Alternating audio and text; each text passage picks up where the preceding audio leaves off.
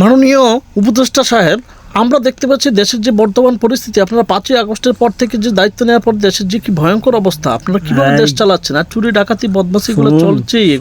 আমি বুঝতে পেরেছি আপনার কি বলতে চাচ্ছেন। শুনুন, আমি বলি, দেশ সেই চলতেছে, ভালো চলতে, খুব ভালো চলতেছে দেশ। দেশটা আমরাই চালাবো, এভাবেই চালাবো, আর 20 বছর এভাবে চালাতে চাই। আর ধর্ষণ, ডাকাতি, গুম খুন এগুলোর কথা বলছেন তো, দেখুন গত 16 বছর ধর্ষকরা ধর্ষণ করতে পারেনি, তাদের একটা হক আছে দেশে। আর ডাকাতি, আপনার সাংবাদিকতা করেন না কেন? করেন রুটি রুজির জন্য তো করেন, পোলাবান বউ পোলাবান পালবেন না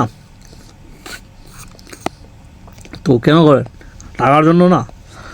ওটা চুরি বাটপারি ডাকাতি যারা করে ওরা বউ পোলাপান পালার জন্য, ওটা তাদের রুজি রুটি, ওখানে আমরা বাধা দেখ কেন দেবো?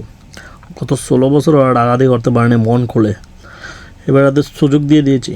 এমনকি জেলে যারা ছিল তাদেরকে ছেড়ে দিয়েছি, যাও ডাকাতি করে, চুরি করে, বদমাশি করে খাও, ঠিক আছে? আমরা সবার অধিকার দিচ্ছি দেশে, আমরা এভাবেই দেশ চালাবো। বেশি কথা বললে না একদম পাড়িয়ে দেবো বললাম, বুঝো নাই? ঘর থেকে বেরোতে দেবো না, একদম বলে দিলাম। আমরা কিন্তু উপদেষ্টা, ঠিক আছে? এই বাংলার উপদেষ্টা বলা যাবে না এখন আমাদেরকে, আমরা সবাই রাজা রাজা এখন, ঠিক আছে?